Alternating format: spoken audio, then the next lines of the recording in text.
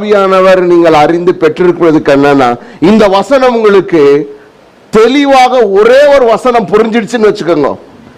அந்த வசனத்துக்கு உங்க மனசு சொல்லும், நான் இந்த அர்த்தத்தை புரிஞ்சுக்கிட்டேன் அப்படின்னு நீங்க உங்க மனசு சொன்னதாக்கா, நீங்க இல்ல, அது உங்களுக்கு அதை வெளிப்படுத்தினவர் ஆவியானவர்.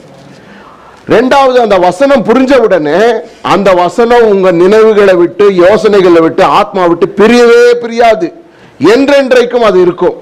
மூன்றாவது, ஏற்ற சமயத்துல அந்த வசனம் உலகத்தையும் பிசாசையும் வெல்லுவதற்காக உங்களுக்கு தைரியத்தையும் திட நம்பிக்கையும் தரும். சரியான சமயத்துல பிசாசை எதிர்க்கிறதான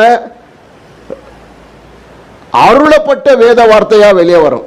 நாலாவது என்ன தெரியுமா நடக்கும்? இந்த வேத வார்த்தை கேட்ட போது பிசாசும் ராஜ்யமும் வீழ்த்தப்படும். அஞ்சாவது, நீங்க வெற்றியான கிறிஸ்தவ வாழ்க்கையை